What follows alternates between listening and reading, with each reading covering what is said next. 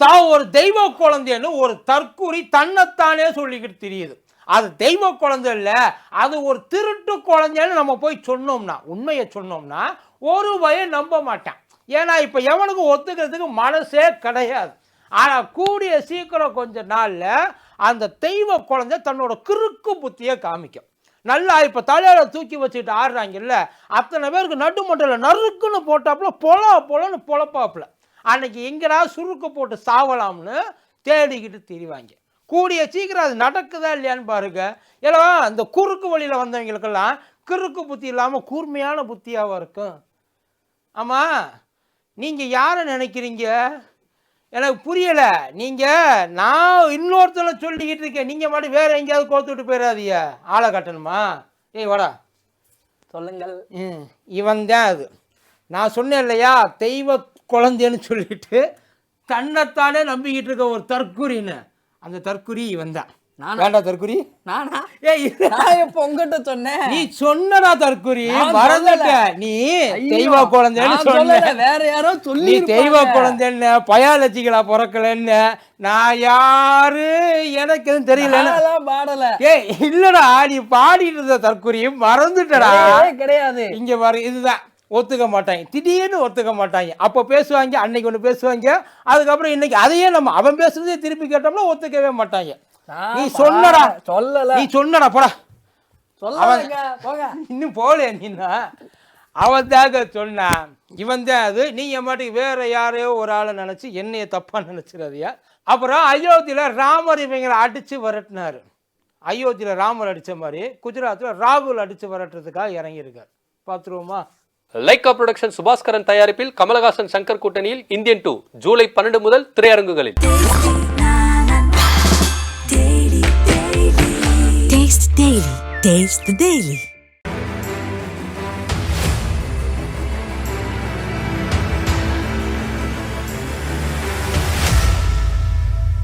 மதியம் நேருக்கு வணக்கம். இது மதியம் தர்பா டா கூத்தடி கூப்பி. ஊப்பியில் இவங்களை உரிச்செடுத்த மாதிரி குஜராத்தில் இவங்களை பிரிச்செடுக்கணும். 30 வருஷமாக உட்காந்து குஜராத்தை கூறு போட்டு வித்துக்கிட்டு இருக்காங்க இல்லை, இவங்களை ஆடுற மாதிரியெல்லாம் அடிக்கக்கூடாது, ஆற விட்டு அடிக்கக்கூடாது, ஆறவே ஆறாத அளவுக்கு அடிக்கணும் அப்படின்னு ராகுல் காந்தி சொல்லியிருக்காரு. ஏடா இவ்வளோ நாளாக சாஃப்டாக ஹேண்டில் பண்ணிட்டு இருந்தாப்புல இப்போ திருதிருப்புன்னு இப்படி இறங்கி ஆடுறாப்புலையே, இவ்வளோ தூரம் அவரை கோவப்படுற அளவுக்கு அவங்க என்ன பண்ணாங்க குஜராத்தில்? ஒரு பேச்சுக்கு கேட்குறேன். இங்கே நம்ம தமிழ்நாட்டில் கமலாலயம் இருக்கு இல்லையா, சென்னையில். அந்த கமலாலயத்தை பார்க்குறதுக்கு நல்லா ஜிகு ஜிகுன்னு சூப்பராக இந்த மசாஜ் பார்லர் மாதிரியே இருக்கும். அதாவது அந்த அளவுக்கு கவர்ச்சியாச்சு, கண்ணுக்கு அழகாக இருக்குமப்பா. இது கமலாலயத்தை பார்த்தோம்னா உண்மையிலே உள்ளுக்குள்ளே ஒரு பரவசம் ஓடும்னு வைங்கள. அப்படி நல்லா இருக்க கமலாலயத்தை திடீர்னு திமுக காரங்க சுத்து போட்டு, நான் ஏன் திமுக காரங்கன்னு சொல்கிறதுக்கு அதுக்கு ஒரு அர்த்தமும் இருக்குது. திமுக காரங்க சுத்து போட்டு ஜிகு ஜிகுன்னு இருந்த கமலாலயத்தை சீல் பிடிச்சி சீரழிச்சிட்டாங்கன்னு வைங்கள. அது இருந்த இடமே அதுக்கு அந்த அழகை இவங்க கற்பழிச்சிட்டாங்கன்னு வைங்க. அந்த கமலாலயத்தோட அழகை கற்பழிச்சிட்டாங்கன்னு வைங்க. இங்கே இருக்கிற மாநில தலைவர் என்ன பண்ணுவார்? அந்த மாநில தலைவர் இருக்கார்லையே, அவருக்கு ஒரு ஹெட் இருப்பார், ஒரு தேசிய தலைவர், அவர் என்ன பண்ணுவாங்க? அந்த கட்சி எப்படியெல்லாம் ரியாக்ட் பண்ணும் யோசிச்சு பாருங்க. முதல்ல அப்படி ஒரு சம்பவத்தை தமிழ்நாட்டில் நடத்த விட்டுருவாங்களா? நடக்கவே நடக்காது. அப்படி நடந்துட்டால் அவங்களோட ரியாக்ஷன் என்ன? இப்போ குஜராத்லேயும் அதே தான். இப்போ ராகுல் காந்தி ஒரு வார்த்தை சொன்னார்ல, இந்த இந்துக்கள் அத்தனை பேரையும் இவர் கேவலமாக பேசிட்டான்னு அப்படியே திருப்பிட்டாங்க. அவர் என்ன சொன்னார்னா, அதாவது இந்து சமூகத்தை இந்துன்னு சொல்லி அவங்கள மொத்தமாக தீவிரவாதியாக மாற்றி வச்சுருக்காங்க, உள்ளுக்குள்ள வன்முறையை தூண்டுறதுக்கு வெறியாட்டம் ஆடுறதுக்கு அவங்கள வெறியேற்றிக்கிட்டு இருக்காங்க. இது ராகுல் காந்தி சொன்ன வார்த்தை. ஆனால் ஒட்டுமொத்த இந்துக்களையும் தீவிரவாதின்னு சொல்லிட்டாரு. இது அவங்களோட போற்று, அவங்க செஞ்சது. நீ அப்படித்தாயா பேசுன, உனக்கு தெரியாது, நீ அப்படித்தான் சொன்னது அத்தனையும் வீடியோவில் ரெக்கார்டாக இருக்குது. அதை அவர் டிஃபெண்ட் பண்ணுறாரு. நான் சொன்னது என்ன, இந்துன்னு சொல்லி ஒவ்வொருத்த மனசுக்குள்ளேயும் உள்ளுக்குள்ளே ஆழமாக போய் ஒரு வெறியை ஏற்றி நீ வச்சிருக்க. இதுதான் அவரோட ஸ்டேட்மெண்ட்டு. பாஜக உண்மையான இந்து கிடையாது. ஆமாம், இதை எத்தனை பேர் முதல்ல ஒத்துக்கிறாங்க தெரியுமா? இவங்க அத்தனை பேரையும் இந்த இந்து அப்படின்ற ஒரு சமயத்தை ஏற்றுக்கிட்டு ஊரெல்லாம் அதை கொண்டு போய் உருட்டி விளையாண்டுக்கிட்டு இருக்காங்க. அவங்களோட அரசியல் நோக்கங்களுக்காக மட்டுமே அதை அவங்க பயன்படுத்துகிறாங்கன்னு ராகுல் காந்தி சொன்னார். அவர் சொன்னதில் எந்த தப்பு இல்லைன்னு ஒரிஜினலாக கும்பிட்றவன், சாமியை கும்பிட்றவன் புரிஞ்சுக்குவேன். சாமியை கும்பிடாமல் அதை வச்சு எதையாச்சும் பார்க்கணும்னு நினைக்கிறவன், அதை வச்சு தனக்கு ஏதாவது கிடைக்குமான்னு அதை வச்சு விளையாடுறவன் அதையெல்லாம் ஒத்துக்க மாட்டான். வழக்கம் போல் இவர் சொன்னதை திருச்சி பேசிட்டாங்க. இந்த பக்கம் அந்த பக்கம் எல்லா பக்கமும், ஏன் இன்னைக்கு ஆட்சியை பிடிச்ச ஒடிசா முதற்கொண்டு எல்லா இடமும் பிரச்சனை. இவன் என்ன பண்ணிட்டாங்க, ஒட்டு மொத்தமாக குஜராத்தில் அந்த உச்சபட்சம் அது அந்த காங்கிரஸ் ஆஃபீஸ் இருக்குல்ல, காங்கிரஸ் ஆஃபீஸை அடித்து நொறுக்கிட்டாங்க. யார் நொறுக்குனான்றிய, அங்கே விஹெச்பின்னு ஒரு அமைப்பு இருக்கு இல்லையா, அவங்களும் இன்னும் 2-3 இதில் ஒட்டு மொத்தமாக எல்லாரும் சேர்ந்துக்கிட்டு காங்கிரஸ் ஆஃபீஸை அடித்து நொறுக்கிட்டாங்க. அத்தனை பேர் சேர்ந்து இந்த மாதிரி எங்கள் ஆஃபீஸை அடித்து நொறுக்கிட்டாங்கங்க அப்படின்னு சொல்லி போலீஸில் கம்ப்ளைண்ட் பண்ண போனால் போலீஸ்காரங்க அந்த கம்ப்ளைண்ட்டை எடுக்கவே இல்லையா. எஃப்ஐஆரும் போல எவனையும் தொடவும் இல்லை. அந்த ஒரு ஆக்ஷனை அந்த ஆக்ஷன் என்னவா இருக்கு தெரியுமா, அவங்க கொடுத்த கம்ப்ளைண்ட்டு ஃபேனை கொஞ்சம் வேகமாக வச்சுருந்தா பறந்து போயிருக்கும். அதுதான் அதிகபட்ச ஆக்ஷன் அந்த கம்ப்ளைண்ட்டுக்கு. அந்த மதிப்பு அவ்வளவுதான். ஆனால் ஒரு 2 மணி வாக்கில் இவங்க அடிச்சு நொறுக்கணும்னா சாயங்காலம் ஒரு 5 மணி வாக்கில் பாசகக்காரங்க முன்னாடி வந்துட்டாங்க போராட்டம் பண்ணுறது. அந்த போராட்டம் பண்ணி மறுபடியும் உள்ளுக்குள்ளே பிரச்சனையை பண்ணியிருக்காங்க. அதுக்கு என்ன தெரியுமா ஆக்ஷன் எடுத்திருக்காங்க போலீஸு, இவங்களை விட்டு அடி வாங்கி உள்ளே உட்காந்துருக்காங்கல்ல அவங்கள தூக்கி உள்ளே போடுறாங்க. கிட்டத்தட்ட 30-35 பேருக்கிட்ட அரெஸ்ட். அதில் ஒரு 10-15 பொண்ணுங்களும் அடங்கும். அத்தனை பேரையும் தூக்கி உள்ளே போட்டிருக்காங்கப்பா. இது பொறுக்க முடியாமல், இதை எதுவும் சமாளிக்க முடியாமல் இவ்வளோ தூரம் அராஜகம் பண்ணுறாங்க. ஏன்னா அடி வாங்கினது நான், சேதம் எனக்கு, ஆனால் தண்டனையும் எனக்கு, நான் தான் குற்றவாளின்னு சொல்லி தூக்கி கொண்டு உள்ளே வச்சுருக்காங்க. இது எந்த ஒரு குஜராத்துக்குன்னு தனியாக எதுவும் சட்டத்தை எதுவும் போட்டிருக்காங்களான்னு தெரியல. இல்லை மாற்றின வாக்கில் இங்கே குற்றவியலை ஏதாவது உள்ளுக்குள்ளே குஜராத்தில் மாற்றிருக்காங்களான்னு நமக்கு புரியலை. ராகுல் காந்திக்கு ஃபோனை போட்டிருக்காங்க, ஐயா வாங்க, இந்த மாதிரி இவங்க இந்த பிரச்சனைலாம் பண்ணுறாங்க, நீங்கள் இங்கே வந்தால் தான் சரியாக இருக்கும். அவர் அப்போ ஹத்ராஸில் உட்காந்துருக்கார். அந்த இவர் நம்ம போலே பாபா அந்த உட்காந்து என்னென்ன செஞ்சாரோ அதுக்கெல்லாம் அவங்க வேறு என்ன பண்ணுறது, அவங்கள பார்த்துட்டு ஆறுதல் சொல்கிறதுக்காக போயிருக்கார். அங்கே கேட்டோன்னா ஊப்பிலேருந்து உடனே கிளம்பி குஜராத்துக்கு போயிருக்கார். நினச்சி பாருங்களேன், இப்படி ஒரு சிச்சுவேஷன், ரொம்ப இக்கட்டான சிச்சுவேஷன். அங்கே காங்கிரஸ் ஆஃபீஸையே அடித்து நொறுக்கிட்டாங்க. நேராக அகமதாபாத்துக்கு ஓடி இருக்கார். அங்கே உள்ளே போகிறப்ப இதுக்கு இடையில சட்டமன்றத்தில் காங்கிரஸோட எம்எல்ஏ நின்று பேசியிருக்காரு. ஏங்க 2 மணிக்கு ஒருத்தன் கம்ப்ளைண்ட் கொடுக்க போயிருக்கேன், அந்த ஆக்ஷனையும் அங்கே எடுக்கலை. அதே நேரத்தில் சாயங்காலம் போராட்டம் பண்ண போயிருக்காங்க, போராட்டம் பண்ணுறதுக்கு பர்மிஷனும் நீங்கள் கொடுக்கல. அவங்க கொடுக்காமலே நீங்கள் போராட்டமும் பண்ணியிருக்கீங்க.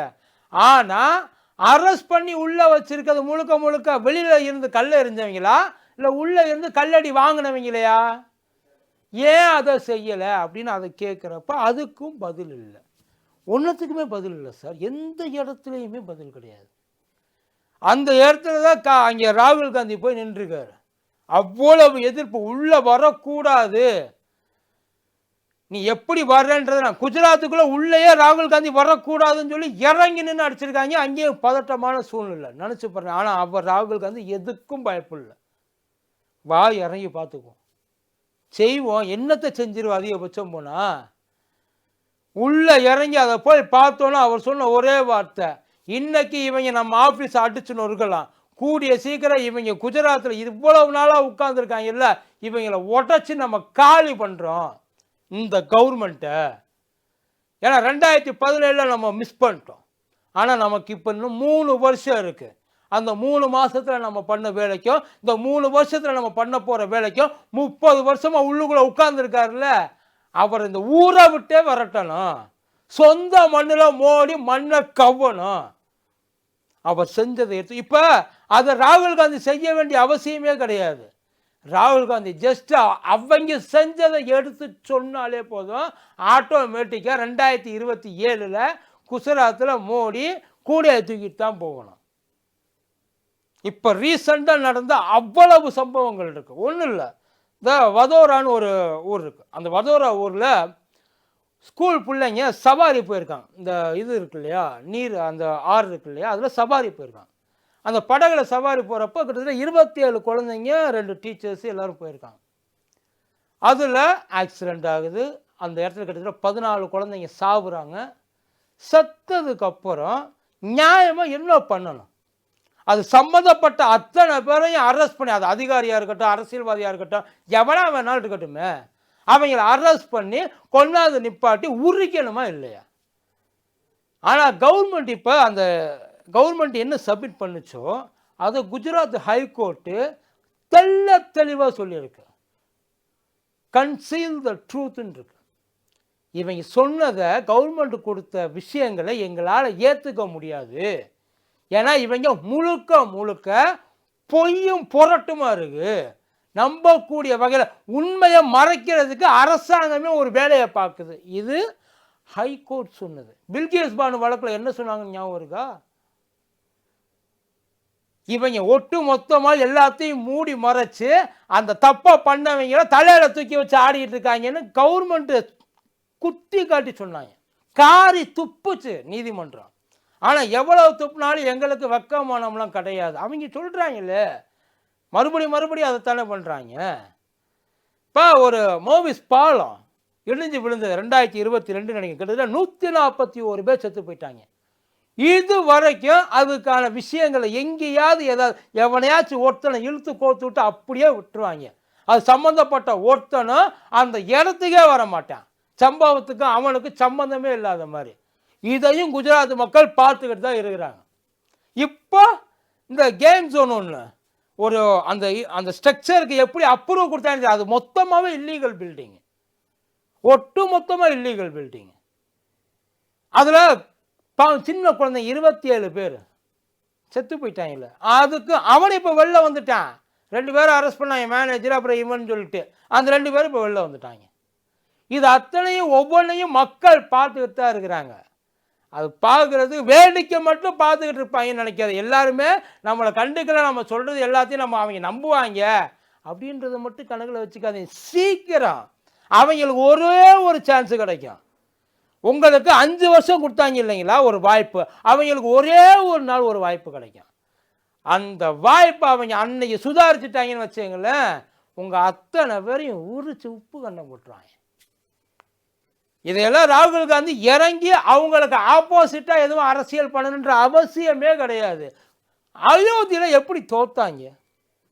அவங்களோட வாழ்நாள் சாதனை, நூற்றாண்டு கனவு ராமர் கோயில் கட்டுறது. நியாயமாக பார்த்தா ஒட்டுமொத்த ஊப்பிலையும் ஒரு இடத்துல கூட காங்கிரஸ் இருந்திருக்க கூடாது. இது வரைக்கும் அவங்க சொன்னதெல்லாம் அவங்க நம்பியிருந்தா. ஆனால் ஒட்டு மொத்தமாக ஊப்பியில் ஊற்றி மூடிக்கிச்சுல்ல. ஏன்? எங்கே போனார் ராமர்? இல்லை ராமர் இந்தியா கூட்டணியில் சேர்ந்துட்டாரா? எப்படி கணக்கு? இதெல்லாம் கொஞ்சம் புரியாமல் இருக்கு. யோகிக்கு அத்தனையும் புரிஞ்சிருச்சு. அதனால தான் யோகி இப்போ கொஞ்ச நாளாக யோகி எங்கேயாவது நீங்கள் பார்க்குறீங்க? ஹத்ராஸில் ராகுல் காந்தி பார்க்க போறாரு. யோகி நினைச்சிருந்தா அதை தடுத்து நிப்பாட்டி இருக்கலாம், ஏன் பண்ணல? ஆனால் குஜராத்தில் ஏன் பண்ணுறாங்க? அவங்களுக்கு இன்னும் அது புரியலை. புரிய வைக்கணும். புரிய வைக்கிறதுக்கு தான் ராகுல் போயிருக்காரு. அவர் சொல்லியிருக்கார் இந்த தடவை. இது வரைக்கும் இவ்வளவு ஃபோர்ஸாக அவர் இறங்கி சொன்னது கிடையாது. குஜராத்தில் இந்த முறை 2027 மோடியை மூட்டை கட்டி நாங்கள் வெளியில் அனுப்புகிறோம், மக்கள் பார்ப்பாங்கன்னு இருக்காரு. இதை மோடியும் பார்க்க தான் போகிறார். இதுக்கு அவருக்கு பதிலுக்கு என்ன சொல்கிறதுன்னு தெரியல. உள்ளே வர விடாத அவரை, வந்தால் நல்லா இருக்காது. அதுதான் அவங்களோட என்கிட்ட இருக்குது. வந்தால் மாற்றிடுவாப்புல, வராமலே மாற்றத்தாயா போகிறாங்க. ஏன்னா நீங்கள் கொன்று குவிச்சிங்களே, இப்போ இவ்வளோ கோவப்படுறீல்ல, ஹிந்துக்களை அவமானப்படுத்திட்டான்ட்டு. செத்ததில் அத்தனை பேர் யார்? அவங்கெல்லாம் இந்துக்கள் இல்லையா? செத்ததுக்கப்புறம் வெறும் போனோம், அப்படி தானே? அவங்கெல்லாம் உசுரோடு இருக்கும்போது மட்டும்தான் இந்துக்கள். ஏன்னா செத்தவனுக்கு ஓட்டு கிடையாதுல்ல. அதை வச்சு நம்ம என்ன பண்ண போகிறோம்? அதுக்கு எதையாச்சும் 1-2 கொடுத்து சமாளிச்சுக்குவோம். மற்றபடி உசுரோடு இருக்கிறவங்க இவங்களுக்கு அறிவு இல்லைல்ல. எதுக்கெடுத்தாலும் பின்னாடியே ஓடுறாங்க ஏதாச்சும் ஒன்று. இந்துக்கள் அப்படின்னா போதும், உடனே இவங்களுக்கு எல்லாம் எந்திரிச்சு நின்றோம் முடி. அந்த அளவுக்கு புல்லரிச்சு போயிடுவாங்க. உங்களை தாண்டா உட்காந்து உள்ளே குழி தோண்டி புதைச்சிக்கிட்டு இருக்காங்க. அதை கொஞ்சம் எங்கேயாவது இந்த இடத்துல ஆனால் யோசிக்க ஆரம்பிச்சுட்டாங்கன்னு வைங்கள. இன்னும் கொஞ்சம் ராகுல் சொன்ன மாதிரி இந்த 3 வருஷம் ஒழுங்காக முக்கி கொஞ்சம் உழைச்சோம்னா அவங்கள முக்கி ஓட விடலாம், முட்டி போட்டு ஓட விடலாம். இருக்கிற அதாவது அந்த மாதிரி ஒரு இடம் இந்த படையப்பா படத்தை சிவாஜி ஓடுவார், அதே மாதிரி அழுதுகிட்டு மோடி ஓடணும் இங்கேருந்து. அடுத்த முறை பிரதமர் பதவிக்கு ஆள் நின்னா என்ன ஆகுன்றதுன்னு தெரியும். ஒருவேளை அங்கே இல்லைன்னா குஜராத்துக்கும் உள்ளுக்குள்ளே வர முடியாத அளவுக்கு நாம் செய்யணும் அப்படின்னு ராகுல் சொல்கிறாப்புல. எந்த அளவுக்கு அவங்க செய்கிறாங்கன்னு பார்ப்போம். நன்றி. லைகா புரொடக்ஷன் சுபாஸ்கரன் தயாரிப்பில் கமலஹாசன் சங்கர் கூட்டணியில் இந்தியன் 2 ஜூலை 12 முதல் திரையரங்குகளில்.